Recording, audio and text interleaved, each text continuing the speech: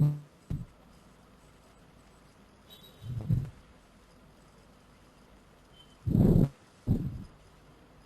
afternoon, everyone. I, Shashank, on behalf of NEN and Vadhani Foundation, would like to invite you all for this webinar and also introduce our expert. Mr. Saumil Majmudar, co-founder and MD of EduSports, has been an entrepreneur since 1998. Since 2003, he has been trying to build a business around getting children to play. Today, EduSports is India's largest school sports enterprise and manages the sports programs in 320 schools across 80 plus cities, helping over 200,000 children get healthier and fitter through magic of sports. In the last 15 years, he has experienced pivoting, raising funds, building a team, getting early customers, failure, and then building a platform to scale the business. Saumil was listed as one of the top 50 leaders impacting Indian education by Education World. Before I hand over the floor to Saumil, here are a few reminders for the audience. You will all be on mute. You may ask a question by typing in the panel provided. Over to you, Saumil. Sure, thanks, Shashank. Thank you, folks, for joining the webinar. As you can see from the slide, if you have feedback, you could tweet that at NEN India or with the hashtag NEN webinar. Managing growth was the topic given and on which they wanted me to share my views. I thought what I would do is first give you a context of what at least has been our experience in terms of growth. And essentially, if you look at 2009, we started with 10 schools. We had 5,000 children and we're in 3 cities. Today we are at, let me see how I can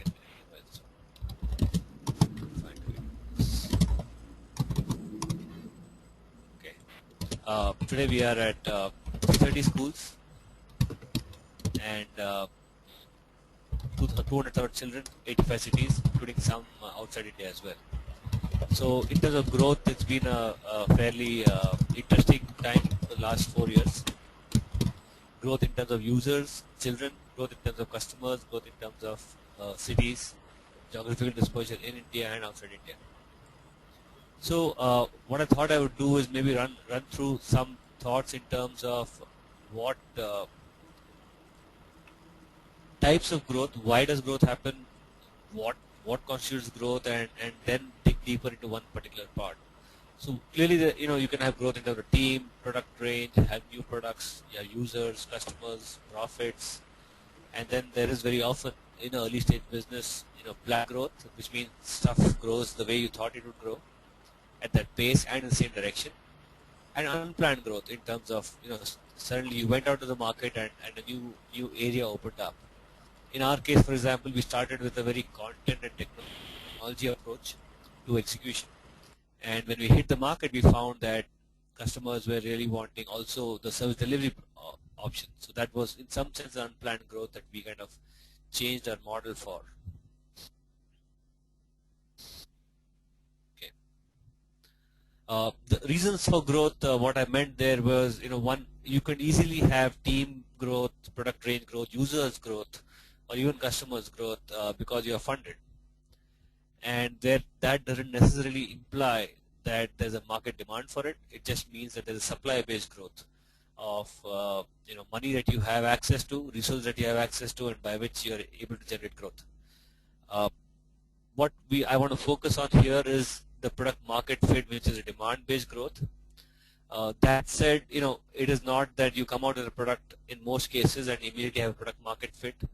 Typically, you go through a whole set of unplanned serendipitous events to figure out the fit. You kind of iterate on the product specification, iterate on the target segment, iterate on the pricing before you kind of get a sense of a product market fit. And that is what I'm calling demand-based growth, where the market is pulling your product, as against in the funding context, you're pretty much pushing your product. And when that happens, typically what we have found is that the real issue is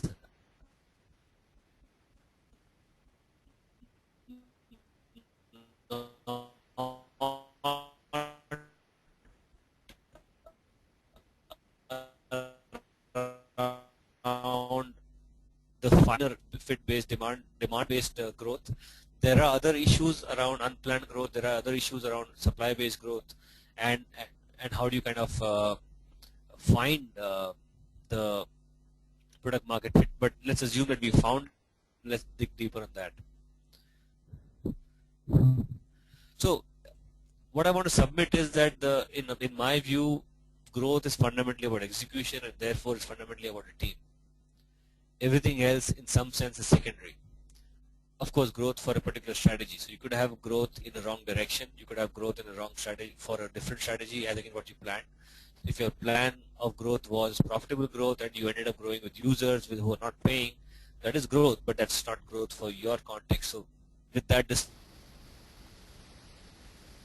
that you wanted it to be, growth is about execution, therefore about team, and that to me is the foundation of this whole exercise around managing growth. That if the team, if you have the right people at the right place, engaged in solving that problem, typically managing growth is easier. And rather, managing growth is about getting the right team in the right place at the right time. Some I've seen in growth-related issues are around quality. As you few customers, it's easy to manage quality. You suddenly have 10, 15, 20 customers. Your ability to maintain quality goes down. You also have geographical dispersion. You start having people calling you from other cities. How do you manage that? It's one thing to deliver quality when you are able to just drive across to the customer. Another thing to kind of do it remotely. How do you manage that? Typically, as you grow, you start needing more systems, more processes. You need technology. Now, each of these aspects has a direct impact to the team. The impact could be that the team is not able or willing to embrace the technology and systems and processes, or team is not able or willing to handle quality at a geographical dispersion, and so on.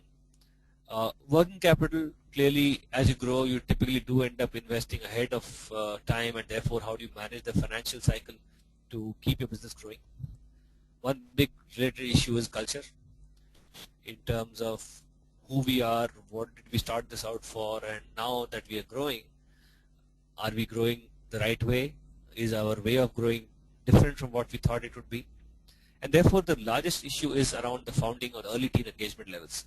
And if you remember the earlier slide, in my view, growth is about team. It's really all of the issues, to my mind, are relevant to the extent that they have a direct impact on your ability to deal with the team and its issues that the team is facing as the organization gets the product market fit. In terms of some thoughts in terms of managing, and some of these are and I'll share some specifics in terms of what we went through, what worked for us, what didn't work for us. Quality, clearly for us, for example, one big issue was how do you define quality? Doing school sports the way we want to do it had not been done earlier. How do you even define what is good quality and what is excess quality? And there clearly we found that there will be early adopters, customers who believe in what you are offering. While your offering is still very early, is still not well defined, they see your vision, they like what you say, and they're willing to work with you, and that worked for us. And those early customers are at the same time lenient in that they are willing to experiment with you, at the same time demanding that, okay, I'm experimenting with you, but you better deliver what I want you to deliver. Should we have a curriculum? Should we have an assessment? Should we have a report? What defines quality of our staff? And some of the customers helped us significantly on that. And just staying in touch with them and finding time whenever you travel to have a coffee with some of your early customers, even today, is a very significant part of staying close to the ground. And the early customers are also very often the most honest customers. If they think you're screwing up, they'll tell you. If they think that you're losing touch with the market, they'll tell you. If they think that you're getting too big for your boots, they'll tell you. The related point, of course, is to invest in training quality audits and so on and so forth. But again, to me, the relevant point is how does it impact the team? How does the team handle from approach that look, and I am the best guy to do it,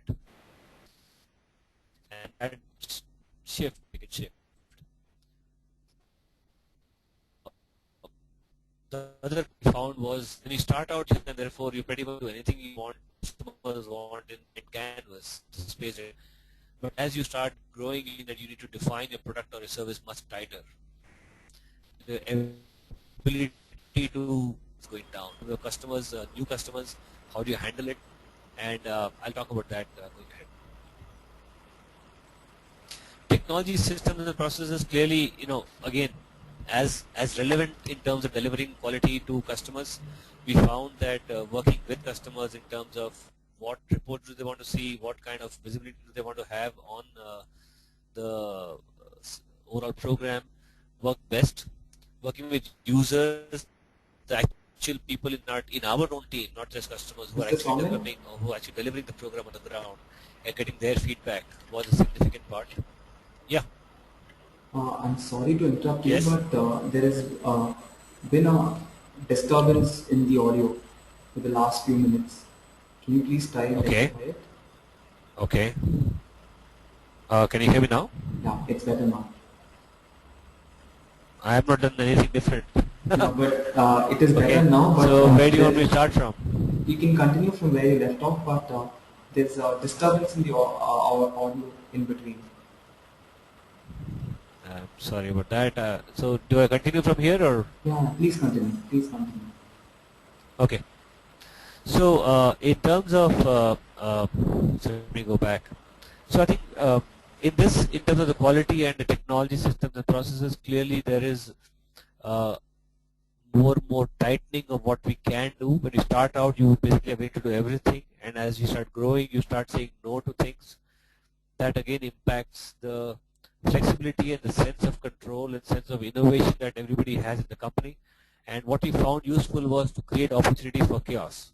Create opportunities where you get new product ideation, strategy discussions on how we should build the business, and create context where the team is able to engage in that early creative pursuits, which is kind of getting secondary as a company starts to grow, and more it's about doing the right thing again and again, as against what should we do. Working capital, clearly, it is a function of what your strategy is, growth and profitability. That's a constant issue entrepreneurs, investors face all the time. In terms of do you want to grow and with less profitability, or you want to be very profitable with less growth? That's really a function of your strategy and your context. But acknowledging the strategy is important upfront, making sure that the whole team realizes what your strategy is. In our case, our strategy was to grow and to cover as many kids as we could while being profitable. And that was important because then the way we engaged with early schools, the way we engaged with schools which could not completely afford us in year 1 but could afford us year 2 and year 3, that changed. And that strategy has worked for us because now those schools have grown and we have been with them since the beginning. The other piece clearly is defining what your product mix and customer mix is. What kind of high margin customers, what kind of low margin products will you have so that finally your business delivers the margins you need for your business. Also getting customers who pay you on time, who pay you advance, who some people pay you late. How do you manage that so that your cash flow keeps working? And then of course working with customers, investors, banks, creditors to make sure that your bloodline of your business, the working capital works well. In terms of culture, what we found was that increasingly as you grow, you start saying no to opportunities. You start saying this is the way we are, and therefore by definition this is what we are not. And articulating that, because you start having more people coming in, the early team is now expanded to a lot more people. And how do you make sure they are engaged with you in your culture and your way of doing? To some extent, some basic assumptions work, but really articulating again and again your way of doing business, and then of course, performing on that articulation is a key part that you found. And this again, as your company gets into more and more customers, you find that you have to engage engage with customers on their way of working, and therefore how do you be, how are you flexible but firm? This is a fairly iffy statement, but that's really what we found, that it's kind of important to be clear on core values, but be flexible on specific areas that customers feel strongly about.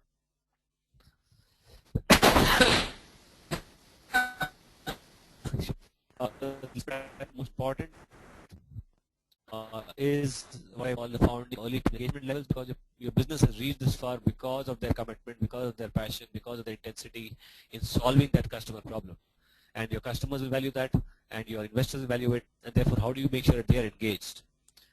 In our case, what worked was to really remind everybody, and sometimes yourself, of the journey that we had in getting so far, and the excitement that we had, and more importantly, the opportunity that's looking at us now. While we've got this far, and it has been challenging, now that we've got this far, how wonderful the opportunity looks ahead, and therefore making sure the team is engaged on that. The other piece that we found was that as you grow, you start getting busier and busier with doing stuff, and you don't have the time or the energy, very often the energy and the time, to engage with your team on conversations outside of work, and finding ways to create room for those conversations, which were in some sense the source of positive energy when you started your business, is a very important piece that we are starting to try to do. The last, but I think also important piece is, as in the beginning, of course, everybody does everything. You're doing sales, you're doing product marketing, you're doing customer support, you're doing training, you're doing everything. But you start having to create silos, because your functional roles start getting sharper and sharper. But over time, it is important to review roles for appropriate impact, review roles for appropriate engagement, so that the early team members stay engaged as the business is growing. And I think that is definitely one of the value of being in a startup, that as the growth opportunities come up, the early team members, assuming that they demonstrated the capability, are able to look at opportunities beyond what they've been doing earlier. So I think, having said that, there is this whole question around what is good growth and what is bad growth. And somebody explained it very, very well by saying, uncontrolled growth is cancer, and controlled growth is life. Therefore, the question really is, how do you define what is controlled growth? And the good and the bad news is that typically it does depend on the founding team or the entrepreneurs to figure out what that is, because they know the levers the best. They know that if, let's say, we add 500 schools or 10,000 customers tomorrow, my system is going to break. But they do also know that, if you add 200, I think the system can take it. While it will be under pressure, but it can take it. And that call, and therefore very often being able to say no to business, and that's a tough part, because all these years we've been trying to get business, and finally when business comes your way and you really want to take everything you can get your hands on, at some point it makes sense to say no. Say no to bad customers who are not giving you value for money, bad paymasters. We've done all of that. We fired, quote unquote, fired customers, bad team members, business that we felt was not good from a strategy perspective, but it was good business from a top line perspective, and we said no. And I think this is the strategy is essentially what you say no to, and therefore this whole ability to manage this cancer versus positive growth is one quick pointer that I want to leave with you. The other part is I think again related to the whole team engagement thing, is, does it get boring? When you started out, it was all about, how do we do this? Can we do this? Let's try it out. Can we do that? Yeah, let's try it out. Everything was game. Everything was a new experiment, which somebody would run with it and come back and report, and then you would kind of take a decision on that. Slowly but surely you start saying, hey, you know what, this is working.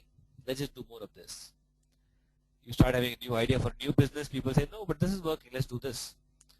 And therefore the balance between the early creative energies, the early excitement that you had, to doing more of the same, does lead to the question of, is it boring? And my considered view on this is that at one level, good business is boring. Good business is about doing the same good stuff again and again, on time, at the right cost, at the right time, and delighting the customers. The excitement, I think the team has to move from being excited about what should we do to how can we do this better. So the excitement has to move from you know, open blue sky level thinking and saying what should we do, where should we play, to okay, we identified a playground, we know where we're playing, we know what our market is. Now how do I get pricing 10% higher? How do I get my training cost 20% lower? How do I get a better throughput on my sales team? How do I get better working capital flows? And that, I think, is the essence of business, essence of entrepreneurship, and to create a valuable business. But this issue does come up in terms of early team members getting disengaged from the core system because you have more and more of quote unquote the same. But there are ways of managing it, and there's also a need to remind people that look, good business does involve a combination of doing stuff that can be seen as boring because it's doing the same thing again and again and not challenging your creativity as much as you would like it to, and finding ways of making that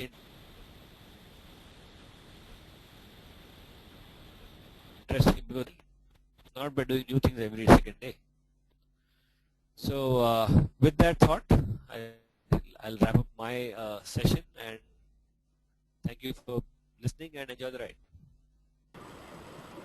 We'll move on to the question answer round now.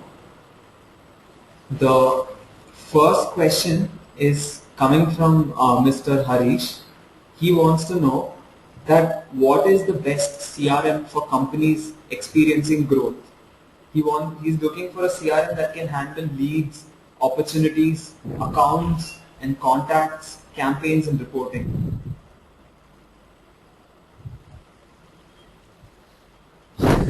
Okay, I'm not the best guy for a CRM solution, but I know that we've looked at a few, including Impel CRM and a few other solutions here internally.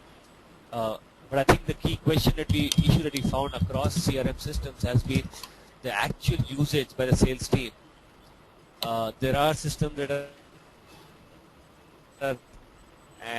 but fundamentally, very often 80-90% of the work can be done through Excel sheets or in the beginning, but I'm not an expert on pointing or recommending the best CRM system, but we looked at Impel and I think one or two others in the past. The next question is from Soumya Shekhar. She wants to know whether growth is a necessary trait for companies to attract and retain the best talent for the long run.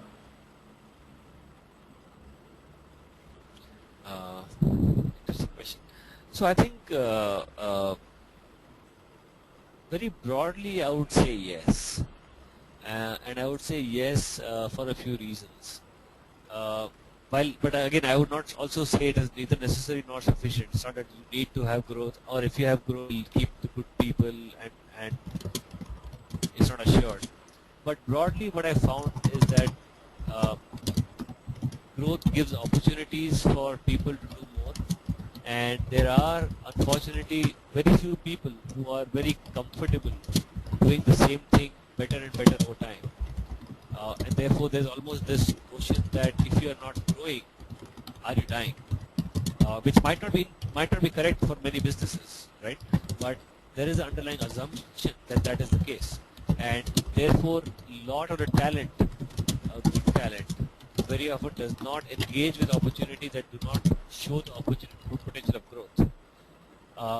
I would approach it differently. I would find a way to get people who, assuming that the question is coming from the fact that you do not want to grow fast but still want to attract good talent, I would find a way to put myself out there and say, look, I believe growth is not that important, and I am looking for good people who are willing to enjoy the ride with a balance of work life or whatever else while doing this interesting work. And I'm sure there are people out there, but typically if you start the other way around, when people look assuming at any new venture or any venture, there is an underlying growth assumption. I hope that answers the question. The next question is coming from Rajan. He says that many entrepreneurs do not usually make good managers. That is, they are most likely to excel at creating the company. So in such a case, do you think founders should step aside and let a more experienced manager take over the future growth of the company? Yeah, so I think the let's take one by one. One is whether entrepreneurs can be good managers, and second is if not, then what. So I think typically most of the entrepreneurs that we speak about are people who are from a quote unquote managerial or a job context. So it's not that they cannot be or are not good manager.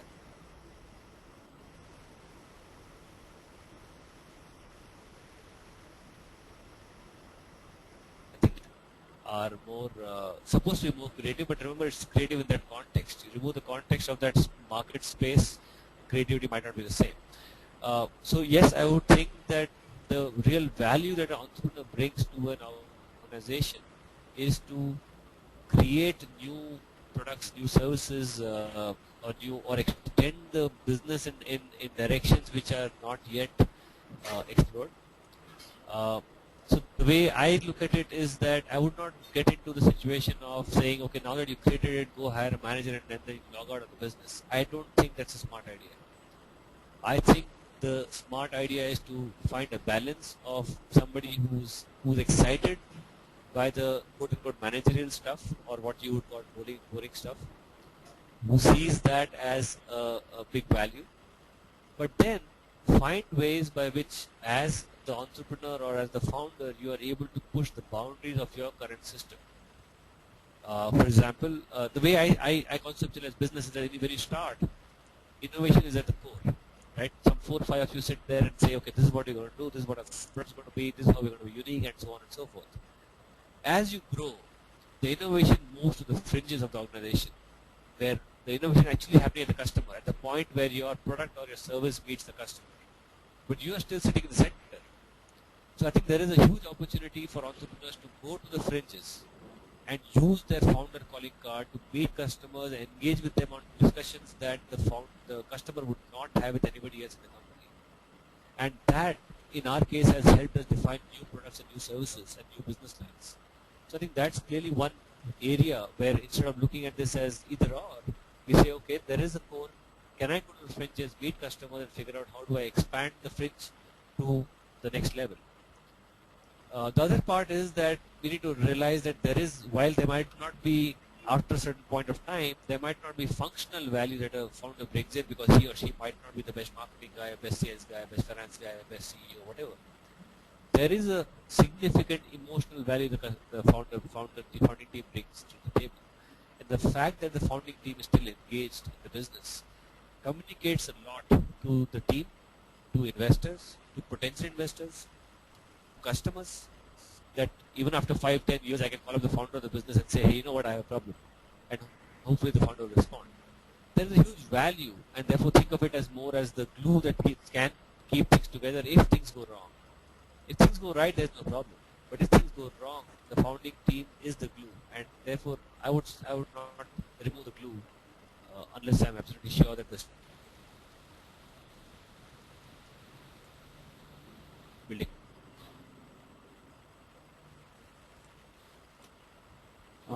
The next question is coming from John. He says that growth in a company will lead to an increasing in hiring and revenues. So how does a CEO manage the people, finance and the growth in a single shot?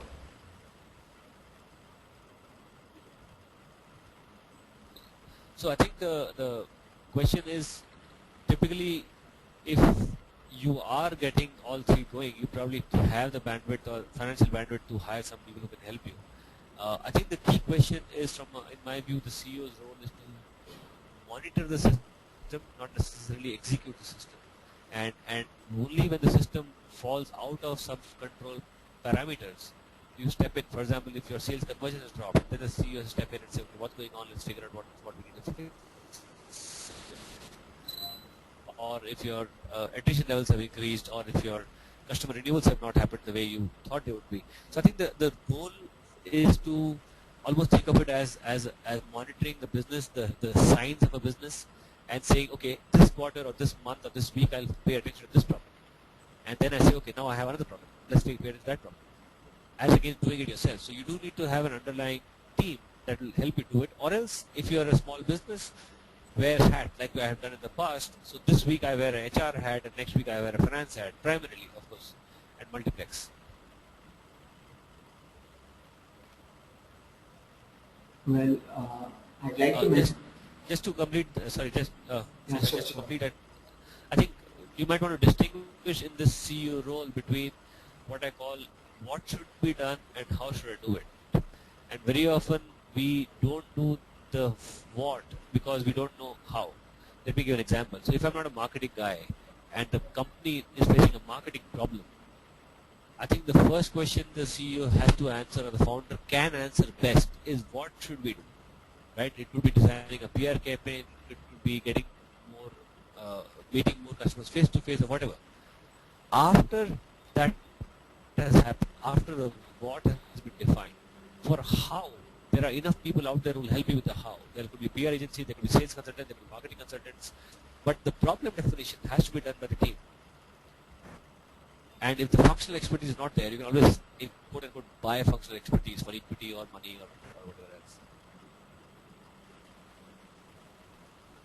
I would like to mention here that there is a Malwa Institute where which is logged in and is watching the webinar, and there are over 15 students plus teachers watching in from there. And we have a question from that institute.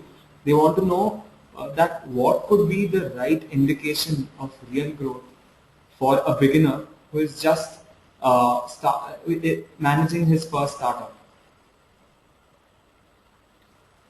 So again, I think growth is a function of what strategy you have. So I could have a strategy in year one that I will only develop a product, and therefore my growth is the fact that I have a product ready by end of the year, right? So to me, that question is in some sense very context specific, but broadly, if you look at it on a larger frame and say value creation in an enterprise, the way I have seen it is, again, this is a friend's frame of saying first you have an idea.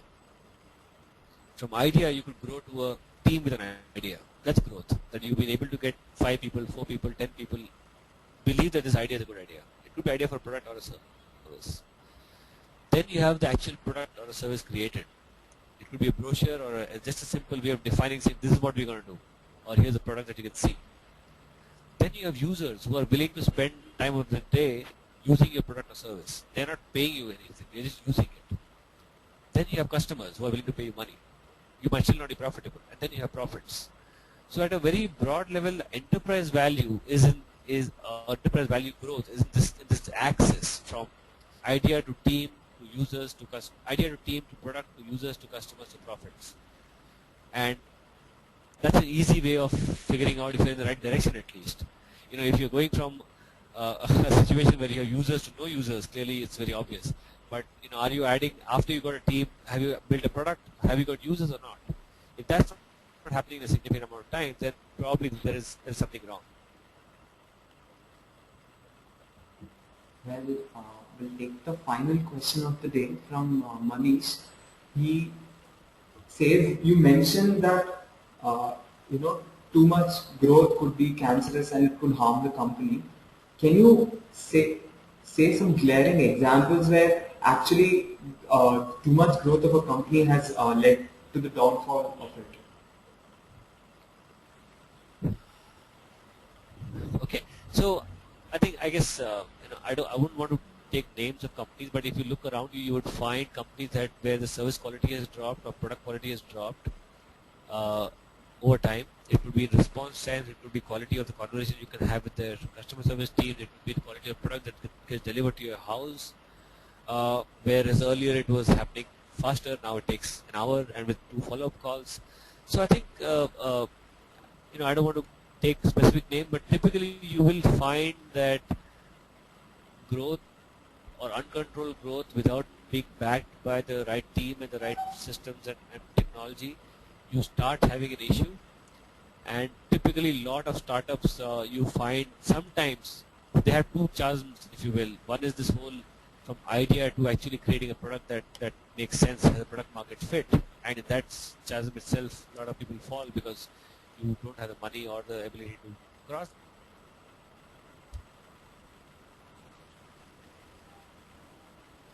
the and not being able to say no to someone at business has been challenging. In our own case, in the early days, we said yes to few businesses, few opportunities, and made a mess of that, and learned very quickly that maybe it is time for us to say no. In the beginning, you're so hungry that you just want to say yes to all business because you've been hungry all this while, and suddenly it is like a feast. So, forget it. Well, thank you very much, Saumil, for that interesting session. Thank you to all our Sure. Thank you for your time. for participating in the webinar. We are glad that the questions kept coming in and hope we were able to answer them all. Please do send your feedback and suggestions to us at eclub@nenglobal.org. Also, if you found the session interesting, feel free to blog or post about it. The recorded version of the webinar will be available at www.youtube.com/user/eclubnen online by tomorrow. Thank you once again and have a nice evening. Thank you. Bye.